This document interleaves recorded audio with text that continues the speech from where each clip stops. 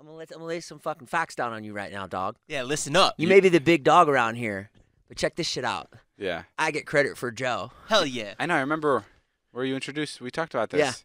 Yeah. And you get credit for me. Shit. Scott gets credit for Todd. What do you mean? Todd gets credit for Jeff. We're talking about friend origin. Oh, friend Who brought origin. who in? Who brought who in? Yeah. Zane and Heath get credit for you. I remember. Oh yeah, Zane Heath brought me into the friend group for sure. Yeah. I remember when I met Joe. We were sitting at the chateau, and it was the Chateau Marmont. That was the first time Joe made like a move on me. And Joe and I knew like he filmed stuff with you, and I knew it was fucking coming. I knew because I knew Joe was the type of guy that was like, hey, I'm out here filming. I'll film whatever for you. You know, Joe's very like. There's a lot of people like Joe. I don't mean this in a bad way. Joe's like my favorite out of all those people. But there's a lot of people like Joe that are so driven and that will do. I mean, I guess this is just a good thing. There's a lot of people in LA that are so driven, and they're like. They'll be like, here's my business card. Here's my business card. And I knew Joe was one of those people. And I was sitting right by you at the chateau. I just finished an apple. And I think, Jason, you were doing something else. And it was just me and him. And he turns to me. I was on his left. And he looks right over his knee. And he looks at me. And he goes, yeah, you know, I could shoot stuff for you. I shoot stuff for Jason all the time. Like, I could help you out. And I was like, there it is. I was like, there's the ask. I respect that. And I was like, great. Here, okay. Well, Joe's part of my life now. Did that really happen? 100%. I remember seeing you and Liza standing there at that the Vine party, like on Halloween. And I went over and introduced myself to you guys. And I introduced myself to like 100 Vine people party. Are you saying the niche party? The niche party. Yeah. Oh, when Josh Peck was there. Yeah, Jason brought me to a dinner with like 20 of the top Viners, like top of the top, and I just moved out to LA for like 3 weeks ago. I was like, how the fuck did I get here? No, the first time we properly interacted was the Chateau. But I remember that fucking Vine party too, the niche one. Bro, that was fucking crazy. There was a big Vine logo on the wall, right? Yeah. Yeah, it was big green Vine logo. It was like the biggest fucking Viners. It was crazy being around Viners at the time. Right. Like when Vine was It's pop. like TikTokers now. Yeah, but it was different. It was like It was the first of its kind. It was the first of its kind. And being around big Viners was like, I remember once we went to Casey James' house and Rudy Mancuso was there or something. And I remember Alex and I went to the bathroom and we were just like, whoa, this is fucking crazy. This is fucking crazy. And that was really bizarre. Addison Ray told me a really funny story. She said the first time we came over, it was her and Dixie. And she told me, she's like, we came over and we just like got back from like hanging out. Like we met up with them at like Saddle Ranch. This was like 9 or 10 months ago. She said they came over and they went to go use my bathroom, both of them. And they said right when they closed the bathroom door, they just started fucking freaking out. I thought that was so funny because like that's exactly like what I was doing like with all the other Viners. Right. And then they just like become a regular part of it. Like that's the best part about this place is like you fangirl over all these people and then you just become their fucking friends. It's like so cool. Well, the one thing I'll say about Joe though, and I think it's a good lesson for anybody, is like if you want to like, I don't know, you were always like were really helpful. You know, you're a very value-added kind of guy. You always brought more than you took. I give everything and I expect nothing. Yeah. And that's a good way to be. Damn, that's deep. That's really good way to be. Yeah, I give everything and I expect nothing. I remember when David started to like you, I was like, oh, God, thank God. And when we first worked together, Jay? I remember. I know how I met you at the comedy club. You remember the comedy club? But you said you want to come by tomorrow and do this bit? Went in. I showed up at your apartment. Alex was there, who I loved. Alex was so funny, and I was like. But I remember for a time when we were filming, people thought you were replacing Alex.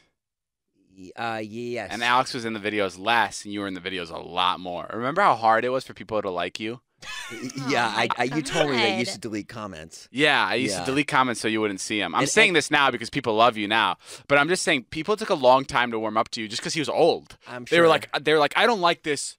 Like he's old. And you guys are young, and like people are just confused by it. But then like people like finally started to realize that you were like the funniest out of the group, and then they're like, okay, he can stay. I didn't read the comments. Luckily, I was too old to know where to find the comments. Oh really? Yeah. Yeah, I would delete them because people just weren't getting it. Thank you, David. Thank you for standing by me. That's pretty amazing. I have something we can talk about. So lately, I've made a big realization that I've been doing something wrong. Every time I'm working on like a project, I just keep it to myself because I like to under promise and over deliver. Like that's my favorite thing. So I don't talk about anything. So when the perfume launched everyone was like, where the fuck did this come from? Right. Like, why didn't we know about a perfume? Like, is this some money grab? Where in reality, we were working on it for a year and a half, and it took up a lot of my fucking time. Right. And I think it doesn't get as people as excited as they should be about the things I launch, and it makes things fall flat. So I want to talk about something that I am working on right now that I've been keeping a secret for the past 8 months, probably a year now. I want to talk about the pizza company I'm starting called Dobrik. Okay. It's run by the one and only yours truly, Ilya Fedorovich. CEO Ilya. That's why Ilya is out now. Great introduction you gave yourself. That's why Ilya is out here in LA to help run this pizza company. It's called Dobrik, and yeah, we've been working on it for a little over how long now? Like 6-7 months. Ever since I moved here. 6-7 months. Ever since I moved here, we had the idea like a year ago. What's the hardest thing about launching a pizza company? Hold on, let's let the dust settle a little bit. Okay. We just made a big announcement here, Jay. You guys probably want to applaud me for a little while and compliment me on the idea before we get into it. Let's backtrack. Like I think people were always wondering like what Ilya was doing out here, and it was always to like pursue some kind of other business venture with him. And like this is I fucking love pizza. I'm from Chicago, and it means a lot to me. And we've been doing we've done a lot of taste tests up until now. Ilya's right now we're working on logos, branding, and yeah, all this time I've been trying to keep it a fucking secret, but we just trademarked the name a couple months ago, and then people started finding out. But I'm super pumped about it. And yeah, it's not going to be like a ghost kitchen or something. It's going to be like a full blown like restaurant. It's it's not going to be it'll be sick. It'll tell them more about it. Yeah, I think we're gonna have a cool location. We're almost set to close the lease.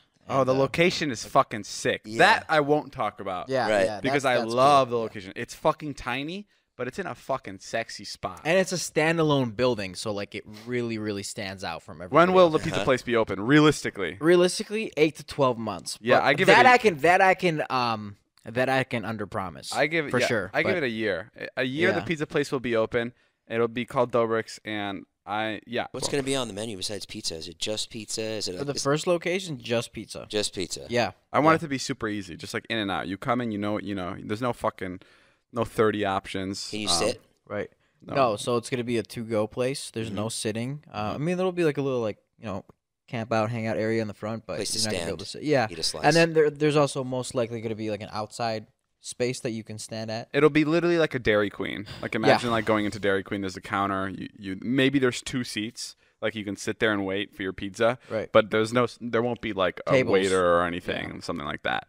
But yeah, I'm so fucking excited for it. And I've been trying to keep it a secret forever, but I guess that's not fun. I feel like keeping people updated with things is a little more fun.